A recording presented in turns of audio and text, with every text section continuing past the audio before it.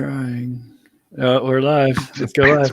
Pants and boots. There you go. You got it, buddy. You got it. We're live, baby. Woo! Happy Friday. All right. Well, we tried something new, ladies and gentlemen, and it didn't work so well. Look at this. We've also got the shadow of my ring light like shining on my chest here. I know. All right. We're illuminated by your greatness, the RAB. We're illuminated by your greatness, of course. Well, happy Friday, everybody. Hey, happy Friday. We took a little bit of a break last week to give thanks for everything we have and everything we hold dear. Plus eating. Well, that's what I was talking about. I was mainly talking about my intense burning obsession with turkey gravy. So what's your favorite main course and fixing, or is there a fixing that you consider your favorite main course? So I have a confession to make. Yeah. I don't cook a turkey on Thanksgiving. I make a chicken. Okay. I started that years ago, and it's because whenever we would make a turkey, there's two things. First of all, we all just prefer chicken over here. But second of all, we never ate the whole thing. We ended up with this like massive leftover bird that it was just a waste of bird lives, man. And I don't know, and meat. So I ended up cooking a chicken. So the long and short of it is, my answer to that would be chicken stuffing. I love chicken stuffing. Graeme loves chicken. Right. Graeme loves chicken. Yeah. Well, I can't argue with that. I'm a big chicken fan, but I had to have turkey. And here's the thing: all of the rest of my family, we were here by ourselves. We did not go visit family. It was just the four of us, my wife and two boys, and we were like, well, what are we going to cook? How are we going to downsize the normal feast we would have and contribute to with the big family? And everybody wanted ham, and it left me in this predicament because I had to have the turkey gravy, right? Like you gotta so we had to buy a little turkey shoulder, a little turkey breast, actually, a smaller. You gotta have what you gotta have, bro. Like that's the day. Who cares? You gotta have it. But gotta have it. That's just a delivery vehicle to get that gravy that I can smother. Yeah. So now I'm picturing you like lathering it on your face. Well, you're bathing in it. I've got quite a flavor saver beard, going here. So okay. It's pretty disgusting, So yes, I did have to shower over the weekend. Oh my God! TMI, folks. All right, let's get into the show, Graeme. Okay, let's do that. What do you got for me, buddy? What do you got? There's apparently. Hold on, let me do my monolith. You got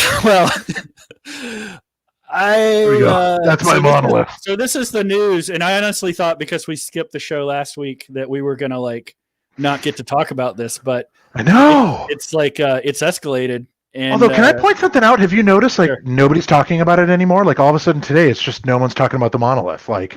We're so quick to just move on from whatever's directly in front of us. Exactly. Well, as soon as the brands get in on the action, you had Burger King doing a stack of onion rings. There were so many of those. And it was good. It's fun. I'm glad to see it. I couldn't believe IBM did this. I was so impressed. I love this because for me and for you too, we love 2001. We love Stanley Kubrick. We love that whole, IBM's involvement, HAL 9001. And so it gave you and I a chance to give some quotes. My tweet was, God is full of supercomputers. It was really, really fun. But this is outside the norm of what they do, man. I mean, there's two things. Not only was this a lot of fun to see, but for those of you who are watching through it, you have to understand, they don't do stuff like this. So this was whoa! I've got to think it's because of the 2001 tie-in, though. That's fair. But the other thing here is that I think the reason people are curious now is because Twitter is already hey, just go ahead and ruin it for us and tell us what you're selling, because they think it's a ploy. I know. I don't know what it will. I actually, my theory is that the first monolith that was found in Utah was just a thing somebody did, or it was for a movie or a photo shoot, or we don't know what.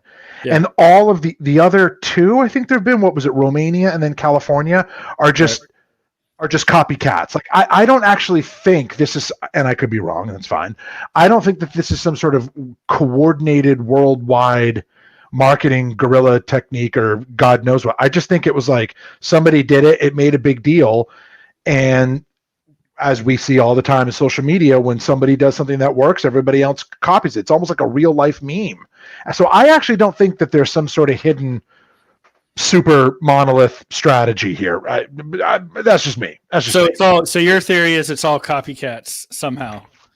I think it's all copycats. I think that there was just one that was made for who knows what. Like I said, could have been a photo shoot, could have been an art installation, could have been somebody. Well, I was who was thinking bored about this. There were some weird inscriptions, like swirls, on the one that was over in Europe, right?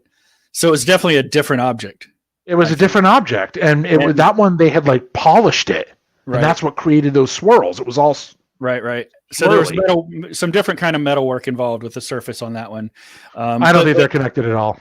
Feasibly, really the one from the desert that magically disappeared could have been moved to California. I mean, from a logistical standpoint, it could have been moved over the course of. I don't know, dude. The guy that caught the photos of them taken apart, they smashed it to pieces. There was a photographer who was there when. Yes, I didn't know they destroyed it. Okay, that's interesting. So I'm pretty sure that they destroyed. I think they destroyed it. They took it apart into pieces. Yeah, a guy was there. They like came up and like pushed it, knocked it over, and then I thought they smashed it up. Maybe they carried it away, but no matter what, I think that one is like recycled material. It's gone. Right. The other ones are something different. Well, let's open the pod bay doors, everybody. Tell us what you think. Give us your theories. What do you think? What do you think? What's your? I want to know two things. First of all, what's your monolith theory? Yep. What's your monolith strategy? Like, has somebody in your company come to you and been like, "Hey, look, we got to come up with a monolith strategy because everybody else has a monolith and we don't." Like, has that happened to you? If it has, we want to know. We want to know. Yeah. Well, if you're into the cloud space, the hotter mega trend over the last few days has been people cosplaying as Ian Coldwater. If you don't know what I'm talking about, look it up. But everybody's got purple hair now.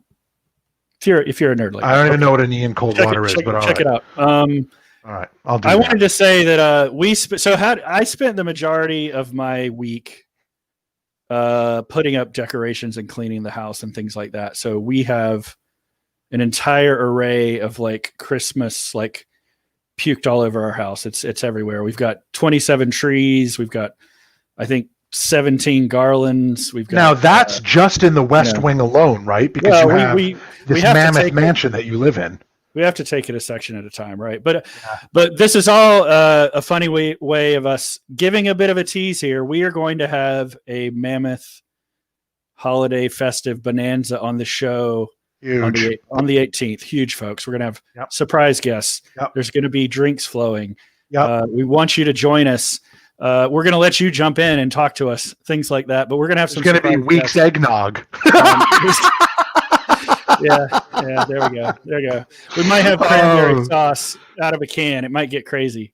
Will there be turkey gravy? Inquiring minds want to know, turkey boy. Well, I got to tell you, we're going to have to go get another one because I ate all that stuff.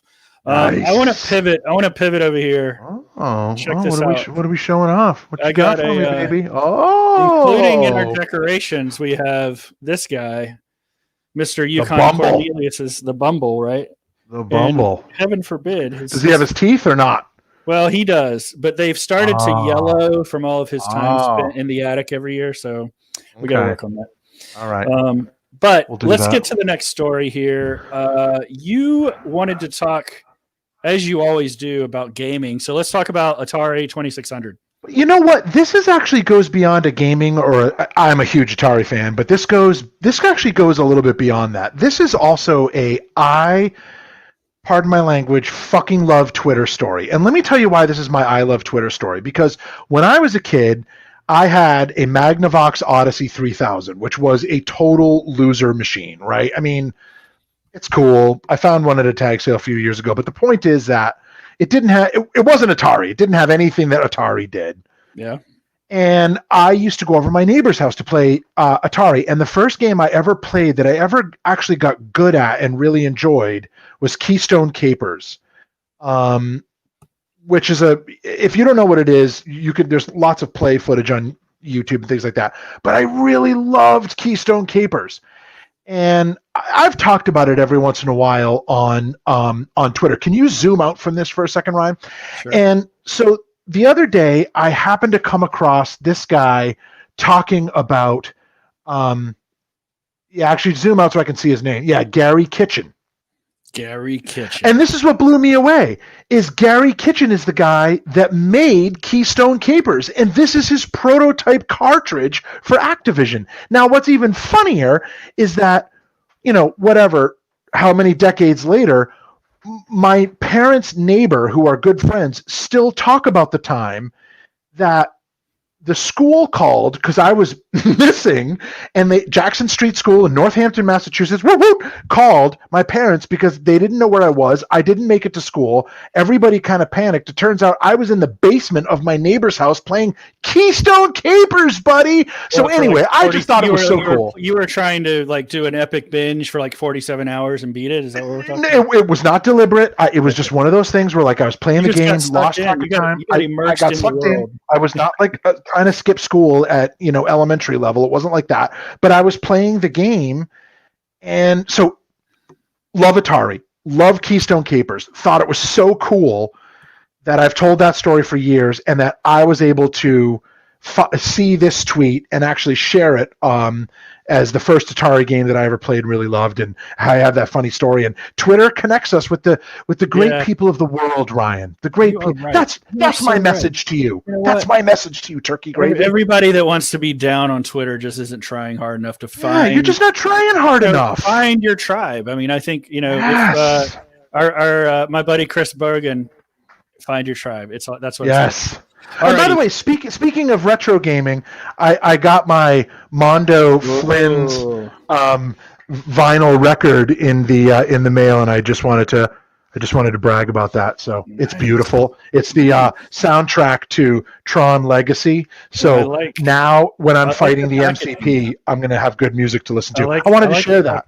I like the packaging. So you're reminding me of something we're going to talk about in the lightning round. So love lightning round. Stay tuned for that, folks. What's next? Come on, Turkey Gravy. Keep it going. Keep it going. Let's switch gears. We're going to talk more about gaming, but we're shifting forward into the 90s when we had, of course, handhelds and the Game Boy. So Nintendo Game Boy. Tell me about Argonaut games, because I remember Argonaut games, but I don't think I'm familiar with this game.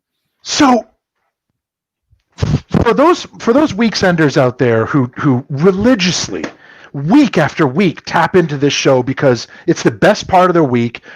Everything else is meaningless until week's end has occurred. First of all, I want to thank you. Second of all, you may recall that I have told the story about how my amazing stepson Matthew and his lovely fiance Myra brought my Game Boy back to me after many, many years. He took excellent care of it, and I love him very much. But the point is that I recently, several months ago, actually, it took months for it to get here, I acquired a copy of this game X, which I learned about watching, what was that video game show on Netflix? High Score. High Score. And they talked about this somewhat rare, I guess, video game or cartridge prepared for the Game Boy in 1992 by Argonaut Games. And what's really cool is this is one of the first 3D first-person shooter style video games produced. But what's really cool is it's like the wireframe for Star Fox, which they put out the following year. I mean, look at that. So you're actually flying through this world and shooting. But what's really cool, and I don't know if this is going to work, but I'm going to try to show you, is, let's see if it'll work. Hang on, I got to zoom in.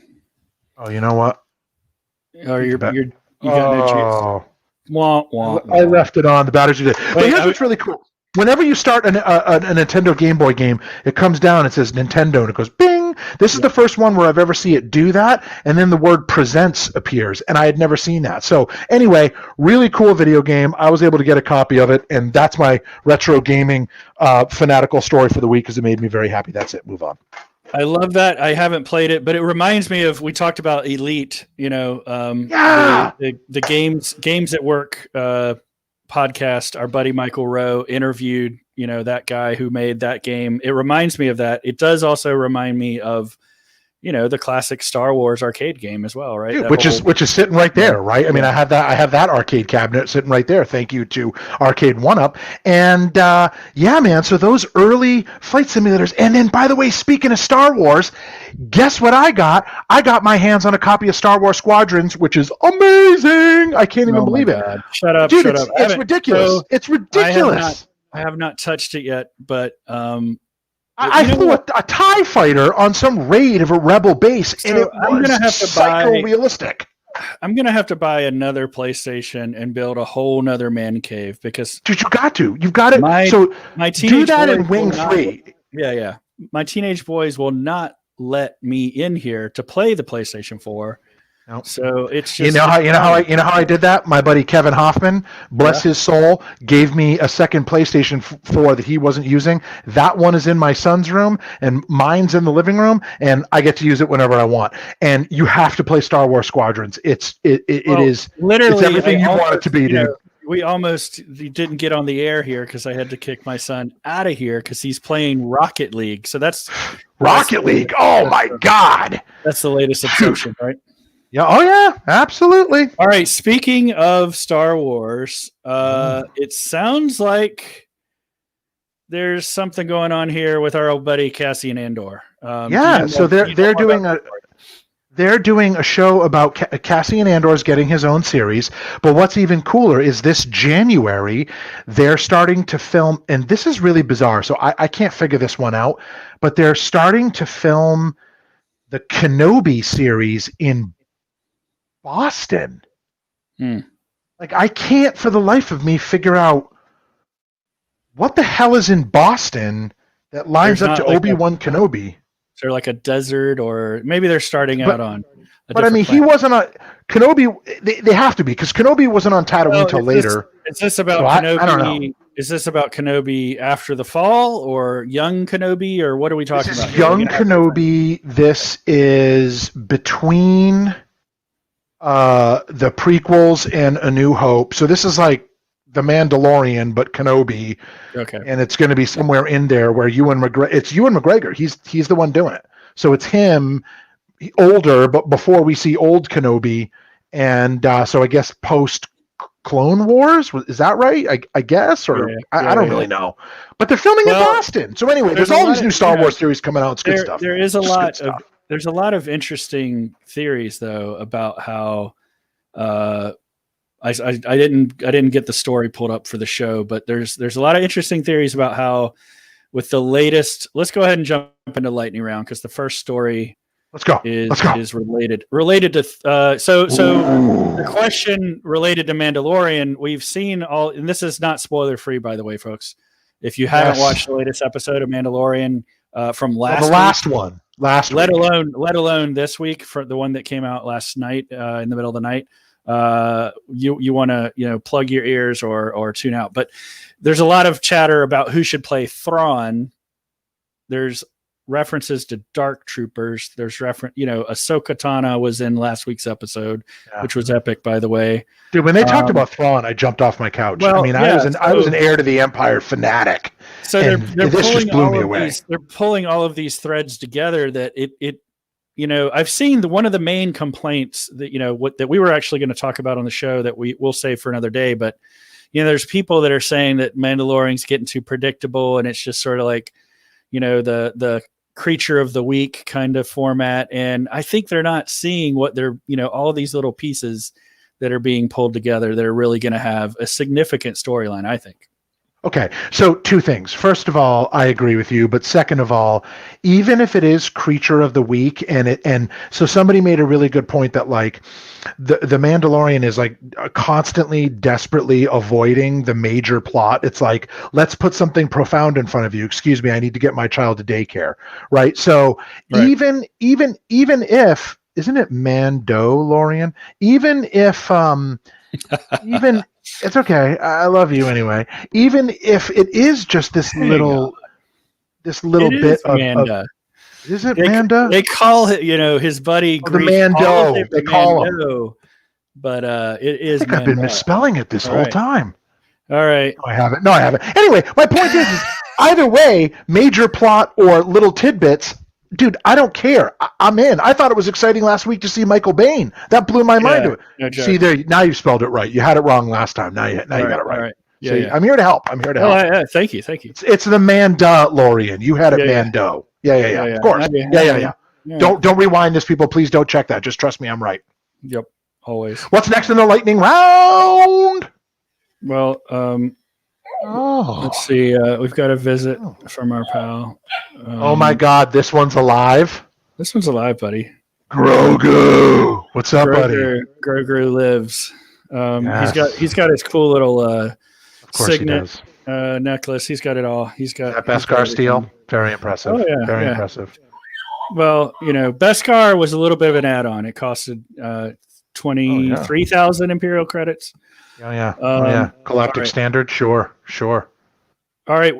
One other thing that's not Star Wars, but kind of is. What is it though? Our buddy Oscar Isaac, who seems to, he's all over the place, man. He can do it all. I didn't see this coming. I didn't know this would be a thing. It is a natural fit, though, I think. Not only does he look a lot like Solid Snake in this particular, get up. I think this is his get up from Dune, right? It is. But that's Duke Leto Atreides. Yeah, but this is one of those properties where they better get it right. Like Solid. I don't know enough about it. Metal Gear Solid. I'm a huge fan. I've been playing it since the original on PlayStation 1. And then I went back and, you know what you should do? Go back and get it. Originally started out on Game Boy. So it originally was a handheld game. So but the mythos of it, to the eBay, Batman. Yeah, the story behind Metal Gear kind of got nuttier and zanier, and it jumps around in time, and there's powers and kooky villains and all this stuff. So it's really a rich, universe. Oh, look at that! Oh, I'll be ordering that. But the question is, like, what do you do in the span for something that's been around for whatever 30 years or more? What do you do with that story in 2 hours? I'll be interested. I don't know, but I will tell you that a person that I follow on Twitter, this guy, Jesse Crap, no joke, but it's actually at Jesse Carp. He made a really good point, which is, well, he said a few things. So first of all, Metal Gear Solid was the game that made him realize that he's not good at games and haven't really tried to play non-sports related one since. So it's a bit of a letdown for him. But what he really points out is that a Solid Snake is what he calls a really good BM. So I thought that was pretty funny. I approved that tweet. That is good. So Mr. Kraft, nice going, buddy. Think about it. Very on brand. Very on brand. You can get like the second game or the third game. There's a bunch of them you could get probably for free on PlayStation or cheap. I'll check it out. Really, really solid games. Pun intended? Yes. Okay. The point, though, in the whole game history, Metal Gear is where the notion of stealth came into gameplay in a really dramatic way. So it introduced that notion of like not just running and gunning, but sneaking and trying not to get shot and really trying to conserve and you had to find weapons along the way, all that kind of stuff. So if you ask the guys that I game with, they will tell you that being stealthy is my specialty, not getting shot. Well, you may love this. You may become obsessed. That's my specialty. I might be lying, but that's what they'll tell. That's what I like to believe they'd say. All right. So I don't have a fancy graphic. I'm literally Leroy Jenkins. We wanted to show you the kind of out of left field surprise press release from Warner Brother Pictures this week.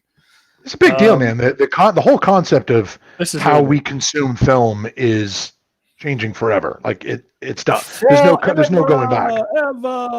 Well, I shouldn't say there's no going back. I mean, we'll see, right? We'll see, right? That's a huge shift. I mean, so can you imagine what that contract must have looked like? Damn. Well, yeah. So I have two thoughts here. I am very glad for this because I still want to see movies like Tenet. I'm a big Christopher Nolan fan, even though I know he's dead against showing films outside of he's dead against this whole approach, even to the point where they were like, the fanboys were saying that he would pull his films out of Warner Brothers. Yeah, I'm sure. Yeah. But I don't know. I don't think this is not the end of the world, folks, but here's my question for you and for everybody watching. Okay. Wouldn't your Thanksgiving have been a little bit better if you could have watched Wonder Woman instead of waiting for an arbitrary date? I mean, 100%. I mean, we're looking forward to it on Christmas, but like you've got to live every day like it's now, right? Like that's the one thing the pandemic has taught us, I would say. Yeah. Right. So I would agree give me with that. my Wonder Woman, give me my Dune, give me my Tenet, give me whatever. Well, Dune, I don't think they finished filming, but you know which one keeps getting delayed, and I'm sick of it. Is Ghostbusters Afterlife. I want that film. I want that film now. I want that in a box of Twinkies. And here's the one that I'm also really angry about is they had already delayed the Batman until 2022. So will they pull that back in? But they haven't even finished filming that one. Are they going to keep it on the shelf? I don't care. Don't tell me about that. What I want is I want my Batman right now, Graham. Right now. Okay. I know you do, baby. I know you do, turkey gravy. Don't worry. I'm not that big on Bat Pat or whatever they're Bat whatever they're calling him. I'm still a Batfleck guy. So it took me a while to come around to Batfleck, and I'm not ready to change again. So just show it to me. All right. Last story. Are you ready? I'm ready. So our buddy. Oh, this is so good. The guy that has just let it run. Let it run. Yeah. This is so good. I love that. I haven't seen this yet. They did the Wilhelm scream right at the beginning. Oh yeah. And I also like how when he's like, "Are you 2020?" and she's like, "Call me 2020." It's so good. I actually watched. So good. There's a series of these now. They've put out more than one, and they're showing. Really? Yeah, they've got another one where they've been together for a while, and they're talking about how much they match in their relationship and how great it's gone and all that. I saw that one first before I saw this one. It's hilarious. Oh, okay. I didn't know that. I haven't seen the other ones. I've only seen this one. Yeah. So for me, like.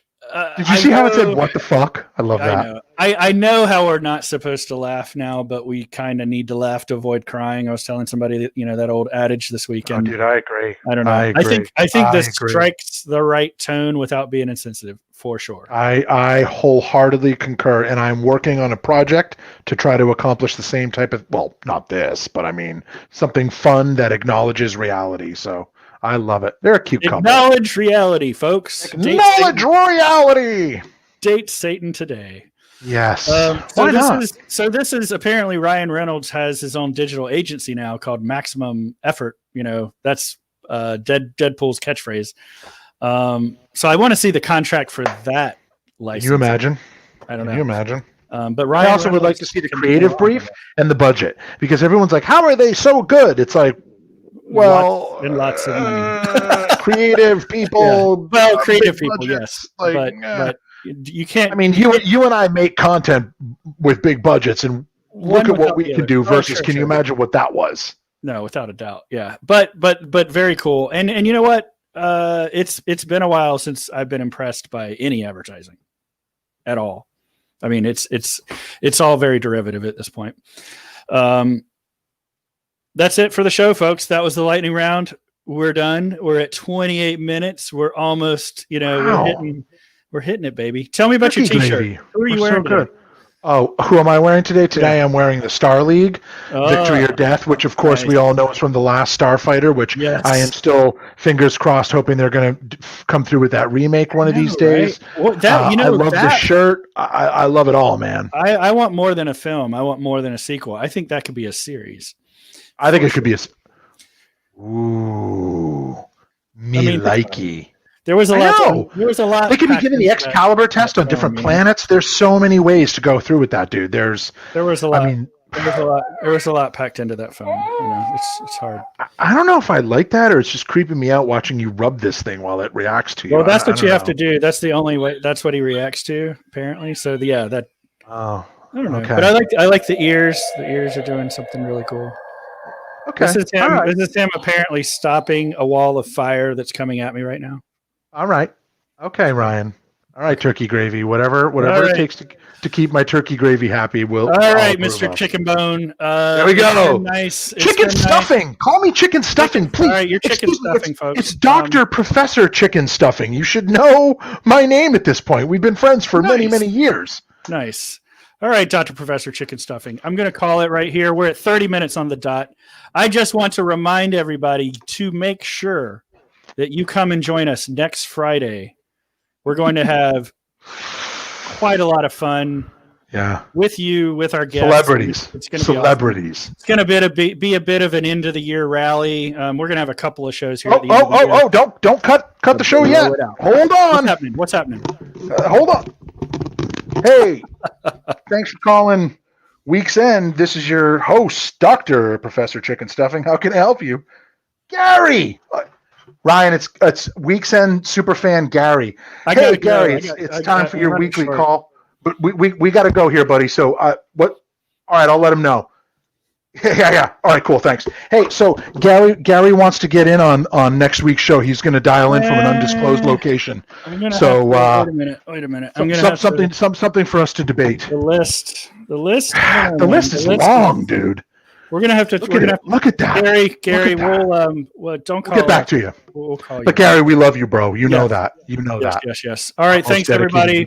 Thanks, Graeme. It's been fun, and we'll see you next week for the Week's End Holiday Spectacular. Yeah.